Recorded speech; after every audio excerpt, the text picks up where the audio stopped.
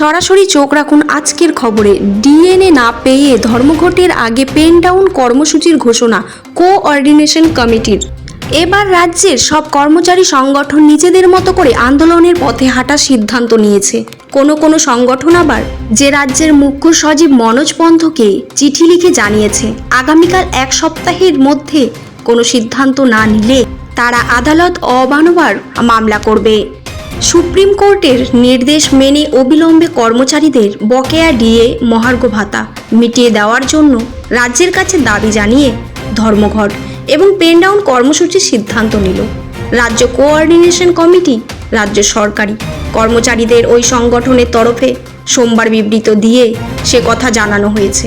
রাজ্য সরকারি এবং সরকারি সাহায্যপ্রাপ্ত প্রতিষ্ঠানের কর্মচারীদের বকেয়া ডিএ 25% মিটিয়ে দেওয়ার জন্য রাজ্যকে সুপ্রিম কোর্টে যে 6 সপ্তাহ সময়সীমা দিয়েছিল তা শুক্রবার শেষ হয়েছে। এরপর সুপ্রিম কোর্টে রাজ্য জানায় তাদের এখন আর্থিক সংকট রয়েছে, তাই বকেয়া ডিএর 25% মেটানোর জন্য আরও সময় প্রয়োজন। সুপ্রিম কোর্টের অন্তর্বর্তী নির্দেশন পূর্ণ বিবেচনারও আর্জি জানায় রাজ্যে। এও জানিয়েছে তারা বকেয়া ডিএর যে 25% সরাসরি আদালতের তহবিলে জমা দিতে প্রস্তুত। এবার রাজ্যের সব কর্মচারী সংগঠন নিজেদের মতো করে আন্দোলনের পথে হাঁটার সিদ্ধান্ত নিয়েছে। কোনো সংগঠন আবার রাজ্যের মুখ্য সচিব মনোজ পন্থকে চিঠি লিখে জানিয়েছে আগামী এক সপ্তাহের মধ্যে কোনো সিদ্ধান্ত না নিলে তারা আদালত অবমাননার মামলা করবে। ইতিমধ্যেই কোঅর্ডিনেশন কমিটির নেতা বিশ্বজিৎ গুপ্ত চৌধুরী সহ সিপিএম সমর্থিত রাজ্য সরকারের কর্মচারীরা আগামী 9 জুলাই একটি ধর্মঘটের ডাক দিয়েছেন, কিন্তু তার আগে আগামী 4 জুলাই তারা একটি পেন ডাউন কর্মসূচি করার সিদ্ধান্ত নিয়েছেন। এই সংক্রান্ত তারা একটি নির্দেশিকা দেন। নির্দেশিকায় বলা আছে রাজ্য সরকারের কোরাকাশ থেকে বেতনপ্রাপ্ত সমস্ত অংশের শিক্ষক ও কর্মচারীদের বকেয়া মহার্ঘ ভাতা ও রিলিফ প্রদানের ক্ষেত্রে সুপ্রিম কোর্টের নির্দেশ অমান্য করে রাজ্য সরকার কর্মচারীদের ন্যায্য অধিকারকে উপেক্ষা করেছে।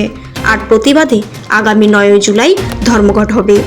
এই ধর্মঘটের আগে আগামীকাল 4 জুলাই 2 ঘন্টার মধ্যে পেন ডাউন কর্মসূচির বিষয়েও উল্লেখ করা আছে ওই নির্দেশিকায়। শুধু তাই নয়, এই আন্দোলনের কর্মসূচিকে ঐক্যবদ্ধ করতে আগামীকাল 1 জুলাই বিকাল 5:30 নাগাদ শহীদ মিনারে যৌথ মঞ্চ ও সংগ্রামী যৌথ মঞ্চের আহ্বানে যৌথ সংগ্রামে সাংবাদিক বৈঠকের আয়োজন করা হয়েছে। প্রসঙ্গত 16 মে সুপ্রিম কোর্টে ডিএ সংক্রান্ত মামলায় নির্দেশ দিয়েছিল 2009 থেকে 2019 সাল পর্যন্ত যে পরিমাণ ডিএ রাজ্য সরকারি কর্মীদের বকেয়া রয়েছে তার 25% রাজ্য সরকারকে মিটিয়ে দিতে হবে পরের 6 সপ্তাহের মধ্যে। সেই সময়সীমা শেষ হয়েছে 27 জুন শুক্রবার। আগামীকাল আগস্ট মাসে এই মামলার পরবর্তী শুনানি হওয়ার কথা। ডিএ মামলা শুনানিতে রাজ্য সরকার সুপ্রিম কোর্টকে জানিয়েছিল রাজ্য সরকারি কর্মচারীদের মোট বকেয়া ডিএর পরিমাণ 11,890 কোটি 18 লক্ষ টাকা। এছাড়া পেনশন প্রাপকদের জন্য মোট বকেয়া 11,611 কোটি 45 লক্ষ টাকা।